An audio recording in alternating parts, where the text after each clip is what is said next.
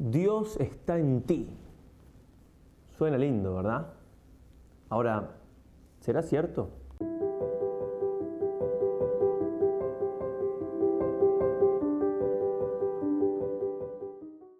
Queridos hermanos, en este mes, el día de retiro o las charlitas que dediquemos al retiro espiritual, la vamos a dedicar a tratar sobre esta gran verdad de la presencia de Dios por medio de la gracia en el alma del justo. Bien, pero primero, como siempre, comencemos haciendo lo que hay que hacer. En el nombre del Padre, del Hijo y del Espíritu Santo. Dios te salve María, llena eres de gracia, el Señor es contigo. Bendita tú eres entre todas las mujeres y bendito es el fruto de tu vientre Jesús. Santa María, Madre de Dios, ruega por nosotros pecadores, ahora y en la hora de nuestra muerte. Amén. San Ignacio de Loyola, ruega por nosotros. En nombre del Padre, del Hijo y del Espíritu Santo. Amén. ¿Está presente Dios en nosotros o no? Porque esto se escucha mucho, incluso se escucha por un lado en gente que por ahí dice, sí, no, Dios está en mí, Dios está conmigo, Dios... Y por otro lado, es el relato típico de la nueva era. Hay videos y más videos en internet que suenan muy bonitos, con imágenes muy bonitas, con verdades, pero también con falsedades, con mezclas con respecto a este tema puntual. Y consuela tanto pensar que Dios está en mí, pase lo que pase. Dios está en mí, hay una chispa divina en mí, entonces consuela tanto que prende, que es fácil que a una persona le guste ese relato y que entonces se lo crea y que bien. Por lo general estos videos están repletos de vistas, de miles y millones de visitas porque gusta mucho. Se acerca la Navidad, entonces el niño Dios nace, entonces Dios está con nosotros, es una historia y otra. Hay que entenderlo bien. Ese documento sobre la nueva era, Jesucristo portador de agua viva, documento de la Iglesia, ¿no? De dicasterios pontificios, dice así: en lo que podría llamarse un relato típico de la nueva era, las personas nacen con una chispa divina, en un sentido que recuerda el gnosticismo antiguo. Esta chispa las vincula a la unidad del todo, con mayúscula, por lo que son esencialmente divinas, si bien participan de la divinidad cósmica según distintos niveles de conciencia. Somos co-creadores y creamos nuestra propia realidad. Pues bien, obviamente que esto es falso. Esto también está muy unido al paradigma de la nueva era, de Oriente, del yoga y todo lo demás. Esto es falso. No nacemos con una chispa divina, no. Esto es gnosticismo, la primera herejía de la Iglesia, o sea, en contra de la verdadera fe, que sigue hasta nuestro tiempo. Por eso vamos a tratar de explicar esta primera charla que vamos a dar. Es un poco más teórica, siguiendo sobre todo este libro, Teología de la Producción Cristiana, del padre Roger Marín, excelente, como todos los libros de él. Siguiendo un poco la explicación teológica que él hace, vamos a explicar qué se debe entender en cuanto a esta presencia de Dios en nosotros. Pero primero, una pequeñísima introducción con respecto a la santidad. Siempre tenemos que buscar la santidad. La santidad tiene que ser el leitmotiv de nuestra vida, la gloria de Dios y nuestra santidad, que van unidas.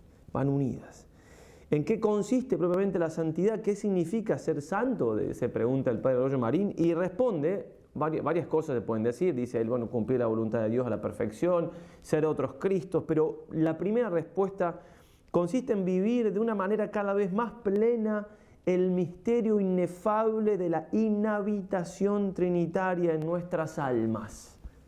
¿Sí? Tomar conciencia de esa gran verdad de la presencia de Dios en nuestras almas es importantísimo, es trascendental para alcanzar la santidad. Bien, entonces, este retiro, estas 3 charlas, seguimos dando 3 charlas, a pesar de que siempre la tercera queda un poco ahí, pero bueno, está muy bien, los que quieran aprovechar, la aprovechan. Va a ser en orden a esto, a que tomemos más conciencia de esta gran verdad. Y para eso, repito, en esta primera charlita vamos a adentrarnos un poco a algunas definiciones, o sobre todo a entender teológicamente y también filosóficamente qué se entiende por esta presencia de Dios. Pues muy bien, la teología distingue 5 presencias de Dios en la creación. 5, ¿sí? En la creación, o algunas son también en la gloria, pero entiéndase bien Entonces, 5 presencias de Dios distintas. Bien, entonces, la primera, la presencia personal e hipostática de Dios en Cristo. Es única, unión personal. Solamente en Cristo se da esa unión de que la naturaleza divina, la segunda persona de la Santísima Trinidad, asumiendo una naturaleza humana, se une hipostáticamente en la persona. Es el misterio del Verbo encarnado, que daría para una charla, 2 charlas, 10 charlas, 100 charlas. Entonces, simplemente voy a anunciarlo así, ¿sí? Esa unión única, esa presencia única de Dios en Cristo, porque Cristo es Dios, 2 naturalezas, pero una sola persona divina. En Cristo no hay persona humana. ¿Qué es Cristo? Es Dios y es hombre, ¿sí? 2 naturalezas. ¿Quién es Cristo? ¿Quién es Dios? No hay un quién humano. Hay una naturaleza humana. Pues, primera presencia del Señor, primera presencia de Dios que vamos a tratar entonces es la presencia hipostática. Segunda, la presencia eucarística, también única. Única, esa presencia de Cristo bajo las apariencias de pan en la Eucaristía, y donde está el Verbo, donde está Cristo, está la humanidad de Cristo, también está la divinidad, obviamente, y cuando está la divinidad están las otras personas. No puede estar el Hijo sin estar el Padre por ese misterio de la vamos a leerlo exactamente, de la circunmincesión, no equivocarnos, circunmincesión, donde está el Padre, está el Hijo, está el Espíritu Santo. También es única esa presencia de Dios en la Eucaristía. Bien, otra manera de presencia de Dios se dice la presencia de visión, es la presencia que tiene Dios ante los que están en el cielo, los que están salvados, los que están en la gloria, también es única. Presencia de visión, contemplan a Dios cara a cara. Y después tenemos, antes de tratar la que nosotros vamos a referirnos ahora, la presencia de inmensidad.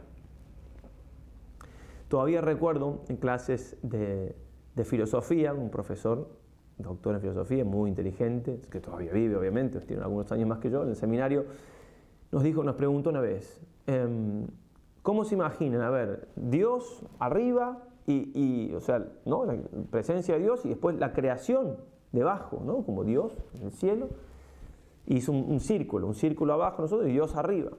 Y yo me lo imaginaba así hasta ese momento.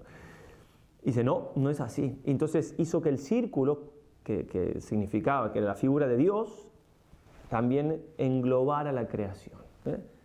Entonces hay una presencia de Dios de inmensidad en la creación. Va a decir San Pablo, en él vivimos, nos movemos y existimos. También eso se puede hablar en cuanto a la filosofía. No puede la causa primera no estar en la causa segunda. ¿De dónde nosotros tenemos nuestro ser si no viene de Dios? Y es una cosa difícil de explicar en filosofía, pero se puede obviamente. Bueno, entonces, esta presencia de inmensidad de Dios se divide en 3. Una presencia por esencia, presencia de inmensidad por esencia, y es puntualmente lo que estamos diciendo. Hay una presencia de Dios en toda la creación. Si no estuviera Dios presente en la creación dejaría de existir. Si hipotéticamente Dios se durmiera, dejaríamos de existir. Como dice también Chesterton, ¿no? En el que se ha imaginado toda la creación pendiendo de un hilo de Dios, se ha imaginado la exactitud de las cosas, ¿no? Pero son figuras para tratar de explicar un poco de misterio, obviamente, pero Dios está presente en la creación. Es como está presente la usina, ¿no? O donde sale la luz, está presente donde hay luz, está presente de alguna manera aquí, porque si no, no habría luz, en los efectos está presente. Bueno, hay una presencia de Dios en toda la creación, se llama presencia entonces de inmensidad por esencia. Después esa presencia está también en el alma en pecado mortal, también en el demonio, también en una piedra. ¿En el demonio hay alguna presencia de Dios? Sí, porque si no el demonio dejaría de existir. Pero es esta presencia por inmensidad, por esencia. Después viene la presencia por inmensidad, por potencia, en cuanto que todo está bajo su dominio. Y también la última, por presencia, ¿sí? La inmensidad, presencia de inmensidad por presencia, parece que se repite, y es que todo está presente a sus ojos. Bien, entonces repetimos, Dios está presente de una manera particularísima en Cristo, porque Cristo es Dios, presente en la Eucaristía, ya lo explicamos, presente en la gloria, porque cara a cara lo están viendo, y después presencia en la creación de inmensidad, ¿sí? Que por esencia, dando el ser a las cosas, por presencia, todo está ante sus ojos, y por potencia, todo está bajo su dominio. Entonces, Dijimos 4 presencias, la última la dividimos en 3, y ahora por último, la que nos toca a nosotros tratar es la presencia de inhabitación. La presencia de inhabitación, lo que se llama la inhabitación trinitaria, que está revelado clarísimamente. Es más, no solamente el Señor quiso que nos lo dijera San Pablo, que también es palabra de Dios, por supuesto, San Pedro, sino también Él mismo nos lo dijo, clarísimamente. Dice así, 1 Juan 14, 23, si alguno me ama, guardará mi palabra, y mi Padre le amará, y vendremos a Él, y en Él haremos nuestra morada. Habría que meditarlo esto. Iremos a Él y haremos morada en Él. Dios mora, Dios vive, Dios habita, inhabita en el alma del justo. 1 Juan 4, 26, Dios es caridad y el que vive en la caridad permanece en Dios y Dios en él. 1 Corintios 3, 16, ¿no sabéis que sois templos de Dios y que el Espíritu de Dios habita en vosotros? Si alguno profana el templo de Dios, Dios les destruirá, porque el templo de Dios es santo y ese templo sois vosotros. 1 Corintios 6, 19. ¿O no sabéis que vuestro cuerpo es templo del Espíritu Santo, que está en vosotros y habéis recibido de Dios y que por tanto no os pertenecéis? 2 Corintios 6, 16, pues vosotros sois templo de Dios vivo. 2 Timoteo 1, 14, guarda el buen depósito por la virtud del Espíritu Santo que mora en nosotros. Bien, estas verdades que las conocemos y que estamos ahora desentrañándolas un poco más, son para ser meditadas, ¿no? Y para ser vividas con intensidad. De eso se trata, eso buscamos en estas charlitas, en este retiro. ¿Cuál es la diferencia entonces?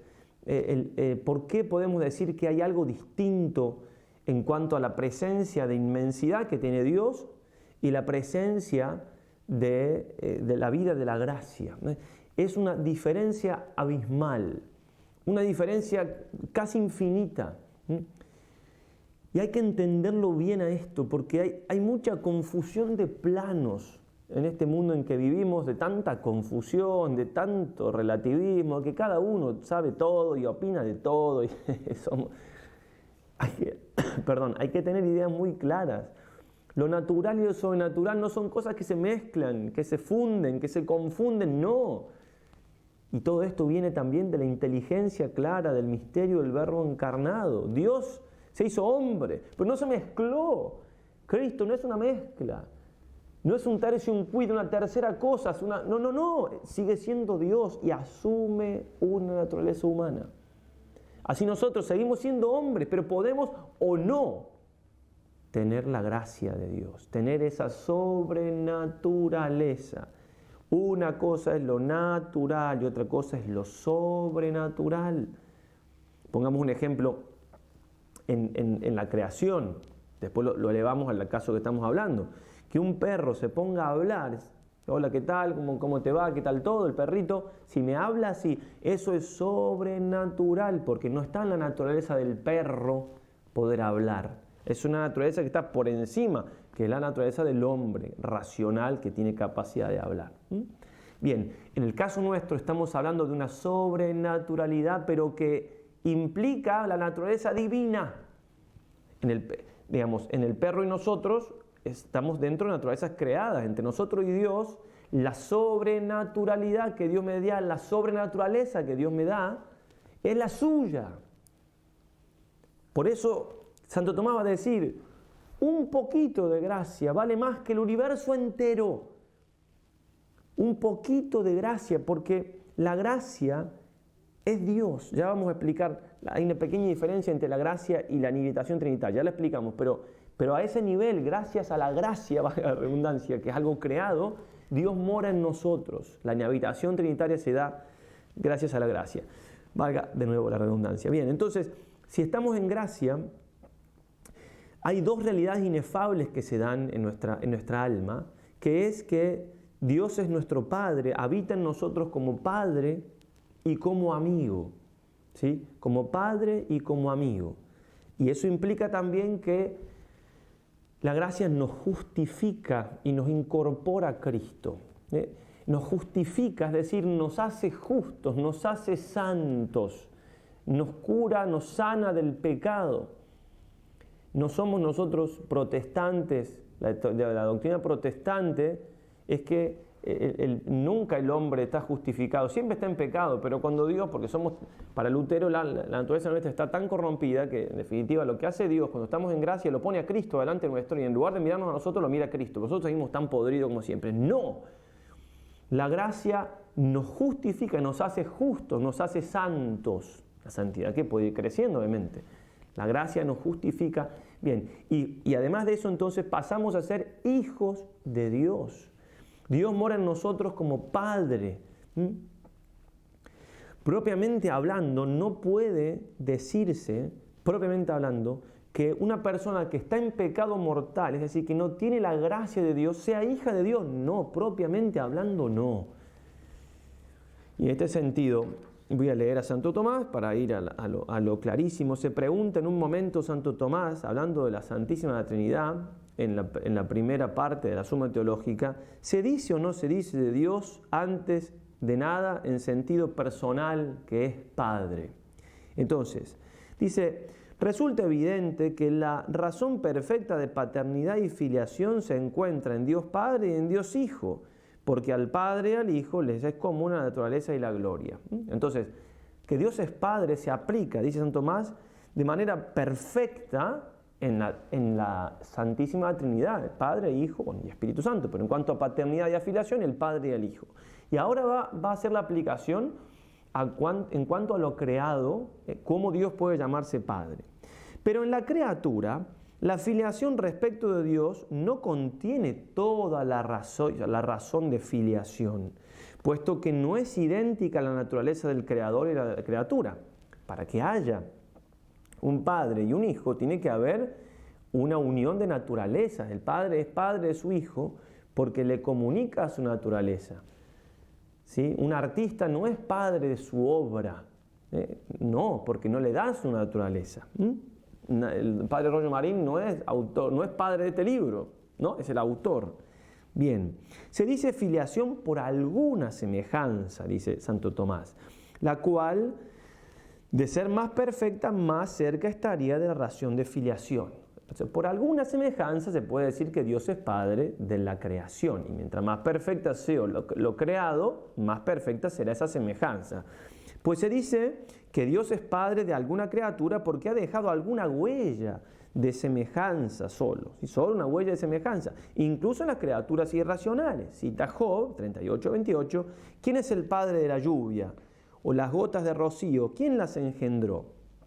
Entonces, por alguna semejanza que Dios deja en la creación, se puede decir Padre, pero es una manera análoga de hablar, porque no se entiende que de una gota de agua Dios no es el Padre, como estamos entendiéndolo de manera mucho más propia. Por otra parte, de las criaturas racionales, nosotros los seres humanos y los ángeles, que ha puesto la imagen y semejanza, Deuteronomio 32:6, ¿acaso no es el mismo tu Padre que te poseyó, te hizo y te creó?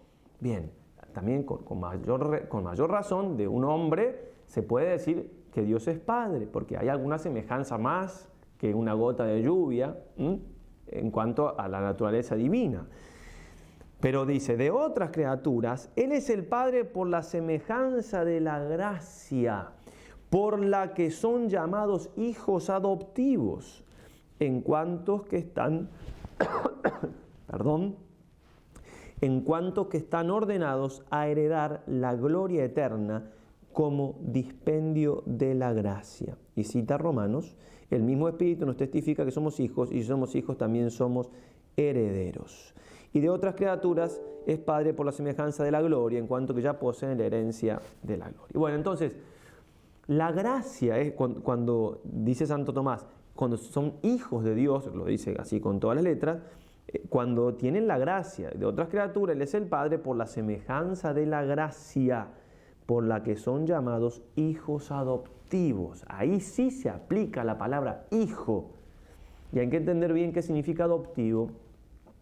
Lo explica también muy bien Roger Marín, diciendo que en la naturaleza humana, cuando se da una adopción, dos padres adoptan un hijo, por más que lo amen muchísimo, siempre ese hijo va a ser de otros padres.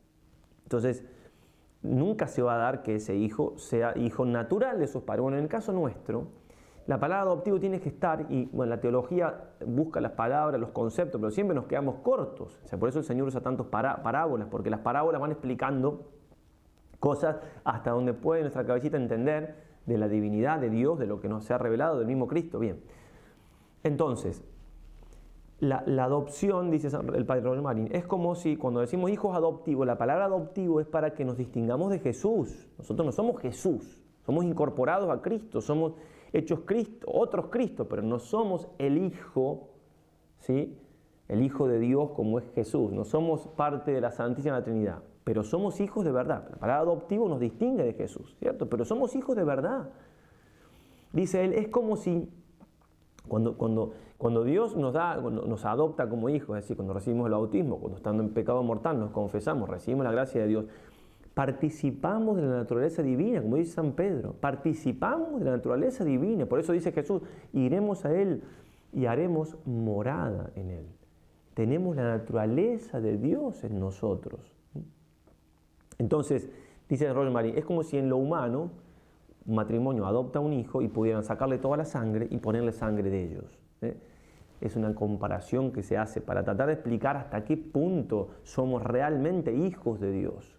San Pablo va a decir, somos hijos, por eso le decimos a Dios Padre.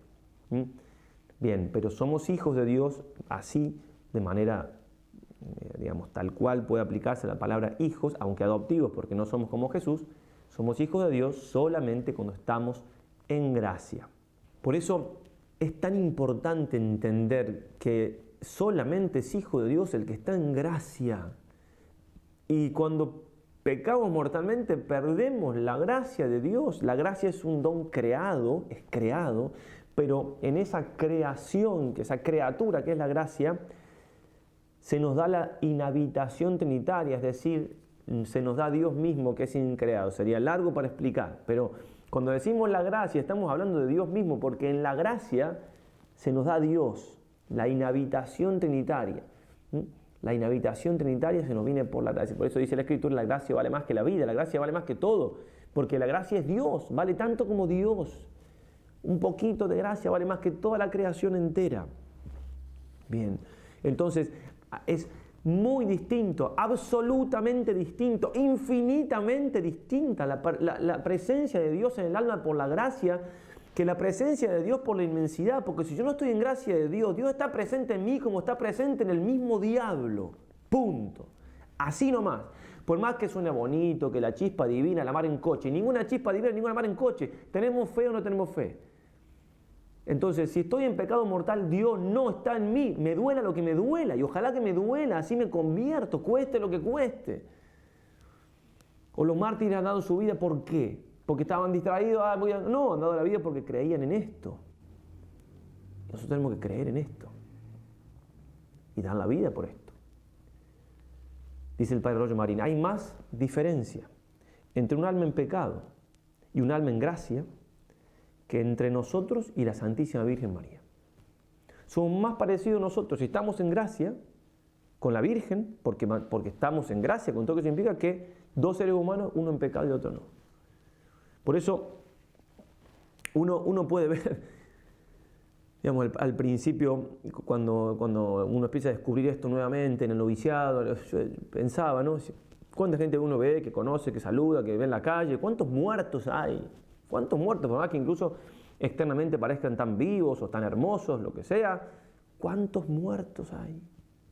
Y acuérdense esto del padre, del santo cura de Ars: si tuviésemos fe y si viésemos un alma en pecado mortal, moriríamos de terror. No es broma esto, no es un chiste, no es. Jesús no muere en la cruz porque sí. ¿Cuánto vale el bautismo entonces que nos da la gracia?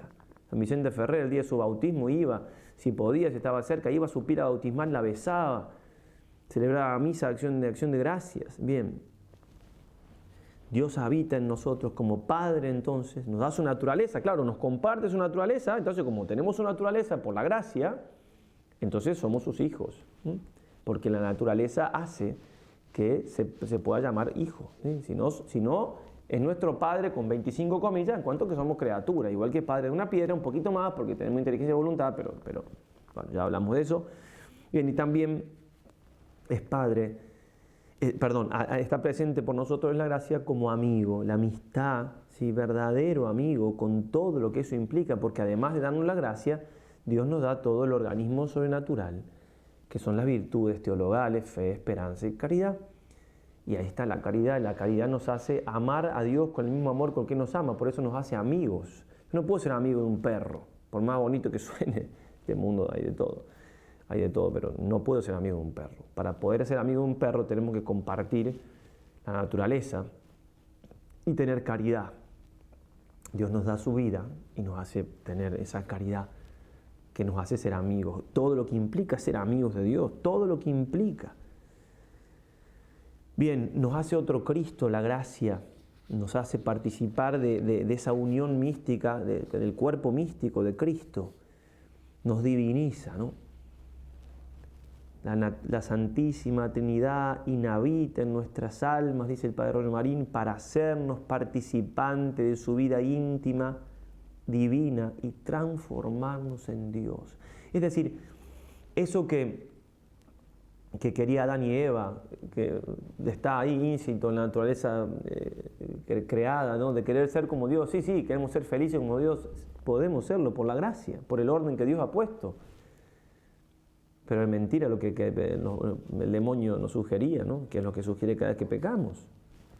Nos sugiere ¿qué nos sugiere? Nos sugiere seréis como dioses, pero por una vía que no tenemos que ser, porque es errada y justamente, o lo que la nueva era para ser, toda la concepción oriental, nos hacemos parte de la divinidad perdiéndonos a nosotros mismos. Gran error, grandísimo error. Para decir así Santo Tomás, ahora que estamos cerca de la Navidad, cuando explica el credo en esos sermones en Nápoles, ¿para qué Dios se hace hombre y nace? Por nosotros. En segundo lugar dice, por estas cosas se eleva nuestra esperanza al contemplar el nacimiento. Es evidente que el Hijo de Dios, asumiendo nuestra carne, no vino a nosotros por una banalidad, sino por una gran utilidad nuestra, por donde realizó una especie de intercambio, a saber, asumir un cuerpo animado y dignarse nacer de la Virgen para conferirnos su divinidad. Y así se hizo hombre para hacer Dios al hombre, por el cual tenemos acceso por la fe a esta gracia en que estamos y nos gloriamos de la esperanza de la gloria de los hijos de Dios. Jesús nos hizo dioses por participación, pero con todo lo que eso implica. Gran misterio, gran secreto que si lo entendiésemos no pecaríamos jamás, mortalmente jamás, y venialmente solo lo que se nos escapa por debilidad. Porque esa vida de la gracia puede enraizar, primero que la puedo perder por el pecado mortal. Dice el Padre Roger Marín, si una persona le dice, mira, si haces este acto pierdes 10 millones de euros, de dólares, no lo voy a hacer. Bueno, y si perdemos la vida de Dios en el alma, ¿qué? Muchísimo más, infinitamente más. Y el pecado venial lo evitaríamos también, como la peste. Reventar antes que cometer un pecado venial, decía Santo Toribio de Moravejo. ¿Por qué? Porque esa vida de la gracia está llamada a ir creciendo, dice el Padre Roger Marín, como a enraizarse cada vez más en nuestra alma, a profundizarse más. Se habla del fondo del alma, el alma no tiene fondo, pero va calando, haciéndose más profundo, más viva, más fuerte, más firme. Bien, todas palabras que nos hacen quedar cortos, pero no es la vida de la gracia una cosa que Dios me da, no quiere vivir cada vez más en nosotros. Y el pecado venial va frenando esa vida de Dios, esa unión con Dios. Termino con un texto de San Juan de la Cruz y seguimos, por supuesto, en las otras dos charlas con el mismo tema, profundizando. Dice, es un poco místico esto, pero interesante, miren, porque no hay palabras para expresar la vida de Dios en nosotros y la obra de Dios en nosotros. Si no se entiende tanto, pero al menos quédense con este aspirar del aire. Es una habilidad que el alma dice que le dará allí en la comunicación del Espíritu Santo, el cual, a manera de aspirar con aquella su aspiración divina muy subidamente, levanta el alma y la informa y habilita